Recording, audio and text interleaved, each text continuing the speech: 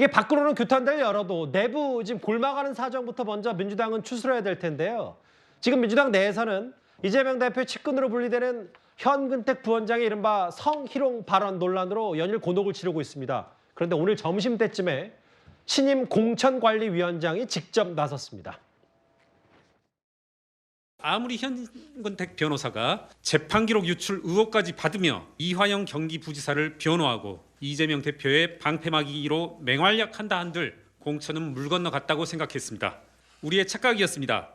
현근택 구제 작업이 피해자에 대한 2차 가해를 신호로 다시 시작되었습니다. 이쯤 되면 민주당의 상징인 은폐와 조작을 떠올리지 않을 수 없습니다. 최고위의 현근택 부원장 윤리감찰 결과 보고됐어요? 아닙니다. 아직 보고 안 됐습니다.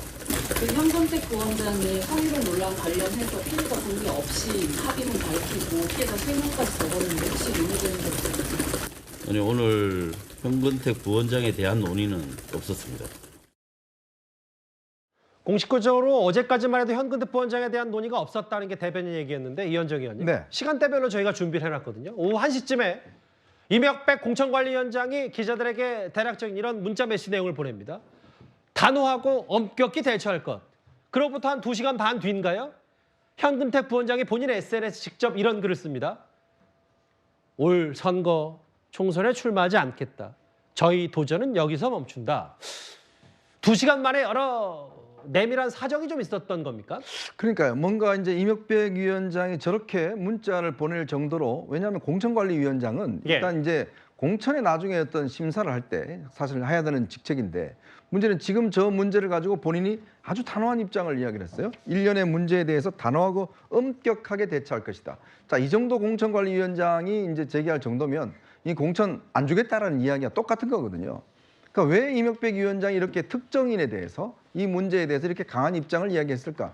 제가 볼 때는 이거는 뭐 혼자 결정했기보다는 아마 이재명 대표와 사전에 이야기됐지 않을까 싶습니다. 예. 근데 이제 정성호 의원하고 이재명 대표하고 지난 병상에서 나눈 문자를 보면 이제 이 뭐 처음에 공천 탈락이나 이런 것도 너무 심한 거 아니냐라고 할 정도로, 그래서 엄중 경고로 끝났어요. 예. 그때 문자를 보면. 그렇죠. 근데 그 이후에 또 벌어진 일들이 꽤 많습니다. 합의서 문제가 이제 그 노출이 됐고, 또 여성분이 또 항의를 하고 등등 있다 보니까 결국은 이거는 오래 끌다가는 지금 이 문제와 관련해서 당의 공천 문제가 굉장히 어렵겠다. 특히 어제 박용진 의원이 이 문제를 정식으로 제기하면서 한동훈 위원장이면 이거 바로 처리했다라고 할 정도로 지금 이 문제가 당내에서 큰 이슈가 되다 보니까 지금 더 이상 이 문제의 논란이 어떤 확산되는 것, 특히 민주당 공천이 이런 사람도 해주는 거다라는 것들을 불식시키기 위해서 오늘 아마 전격적으로 이명백 위원장이 입장문을 냈고, 이 입장문은 결국은 현근택 위원장, 이 변호사에게 빨리 표명해라라는 저는 신호탄이었다고 저는 봅니다. 예,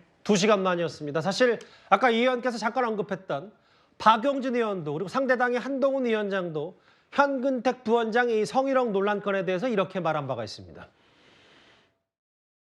정봉주 전 의원의 미투 의혹, 예. 그리고 강의원 특보의 성 문제와 관련된 범죄 혐의, 그리고 그 현근택 부원장의 이번에 성희롱 사건, 이렇게 성비위 의혹의 3인방, 이 트로이카가 당의 공천 국면을 이끌어가는 것처럼 보이면 정말 큰일 납니다. 한동훈이 어떻게 했겠습니까? 그러면 즉각 조치했겠죠.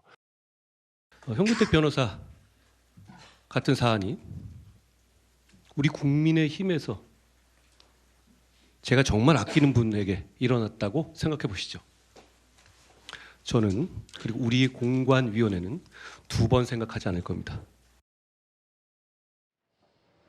2시간 만에 이런 결과가 나왔기 때문에 소정숙 장님, 사실은 이재명 대표 입장에서도 물론 이명백 공관위원장과 이걸 실제로 논의했는지 아닌지 저도 잘 모르겠는데, 다만 문자 메시지가 공개되면서 본인이 마치 현근택 변호사를 감싸고 뭐 이거 총선 못 나가는 것까지는 좀 너무하지 않냐는, 이게 오히려 논란이 더 커지면서 본인도 이재명 대표 스스로, 당 스스로도 현근택 부원장을 단죄할 수밖에 없는 셈이 됐다, 이렇게 평가하면 되겠습니까? 그렇죠. 그런 상황이 돼버린 거죠. 스스로 이제 더 섣불지고 불 속으로 들어가는 그런 형국이 됐고, 저는 이명백 위원장과 이재명 대표가 직접적으로 저 문제에 대해서 소통하지는 않았을 것이다 이렇게 생각합니다. 중간에 이제 역할을 한 분이 있었을 것이고 이명백 위원장으로서는 이심전심 상황 판단이 어느 정도 되는 그런 상황이었고 점점 이 이슈 자체가 커지면서 당에 부담이 되는 상황이었거든요. 단순히 이제 현근택 변호사의 문제만이 아니라 또 다른 여러 가지 선거와 관련된 이 민주당 관련 후보나 출마하려고 했던 이들까지도 확산되는 그러면서 당의 이미지 자체가 다시 또 퇴행적으로 비칠 수 있는 이런 상황이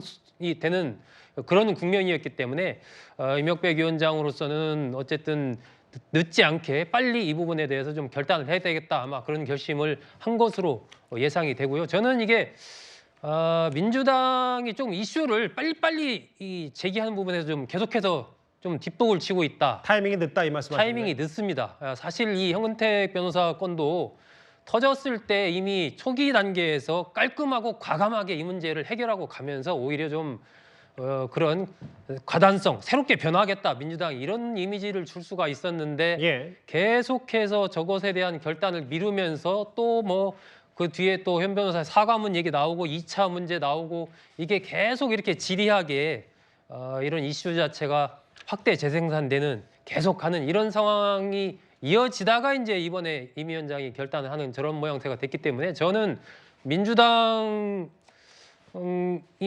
어떤 현재의 새로운 모습을 가져가기 위해서는 이재명 대표가 이제 내일 복귀한다고 하는데 많은 현안에 대해서 좀 과감하고 빠르게 그리고 개혁적인 측면에서 이 문제를 바라보지 않으면은 앞으로도 여러 가지 어려움이 있을 거다라고 생각이 들고요. 아까 그 경찰 부실 수사 문제 이런 것보다는 예. 새로운 비전, 새로운 변화, 개혁 이런 쪽을 오히려 과감하게 치고 가는 그런 모습으로 민주당이 좀 바뀌는 것이 민주당을 위해서 더 좋지 않나 이런 생각을 합니다.